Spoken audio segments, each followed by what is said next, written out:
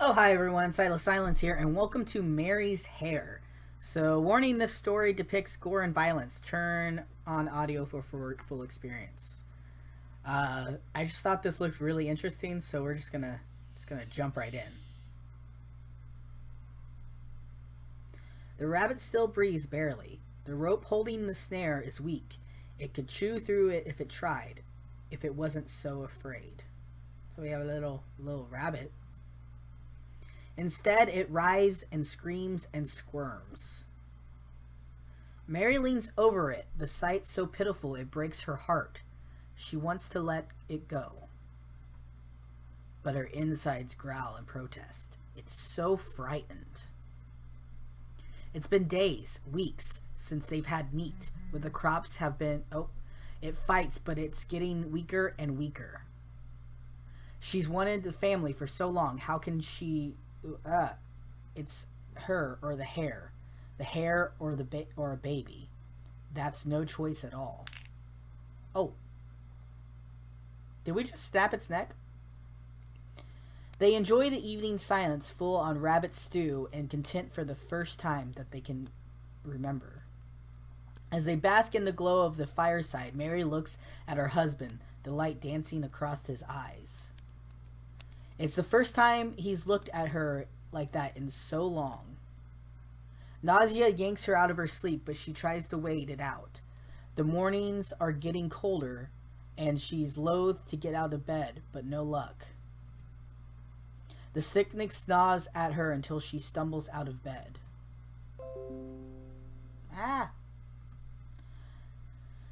She does not make it far. The stew. It must have been the stew that made her sick. The meat was so tender and rich. But it can't be. Wasn't that days ago? Mary crawls back to bed, her head spinning, and stays there. She sweats and aches, and her belly swells. A cause for celebration, isn't it?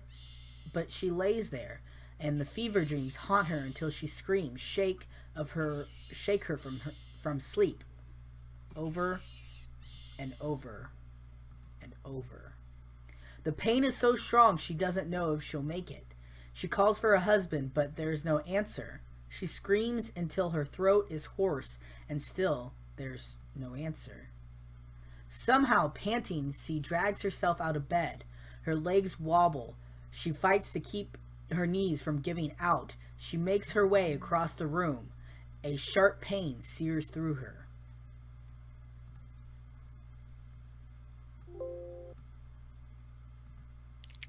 Oh, shit. That's not good. The doctor. Call the doctor. Doctor who? The doctor is apologizing, his hand covered in blood and gore. It was too late. There was nothing he could have done to have saved it. She should be glad to have survived. His bloody hands cradle something small. What was her baby? His eyes are sad at first, but he takes a closer look. Oh, fuck! What the fuck?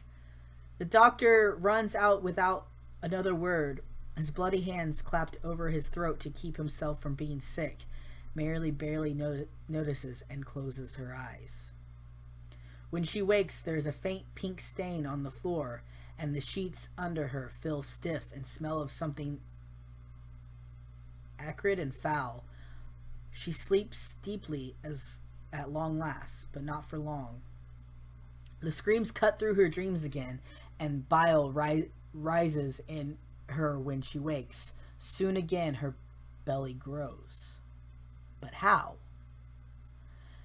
This time, the midwife is called, and she isn't afraid.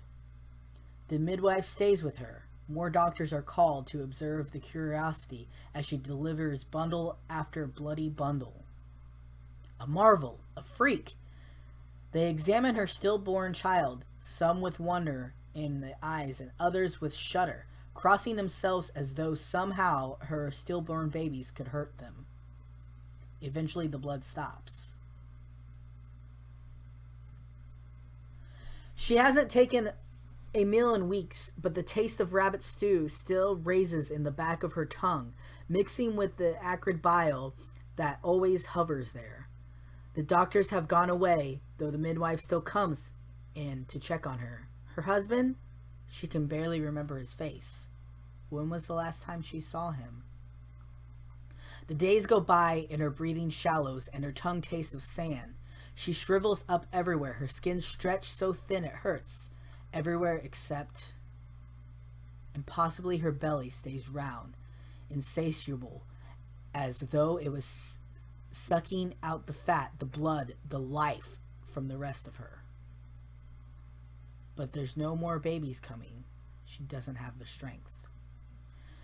She fights for her last breath, remembering the rabbit in the snare, eyes wild, tugging as it chokes, screaming and gasping. She thinks she must look the same now, where there were anyone to watch, if she only knew. The end. What the actual fuck? The fuck did I just read? What did I just put myself through? I don't even know. What? Ew. Like, what? Okay. I'm gonna go now. Bye, guys. Okay. Bye.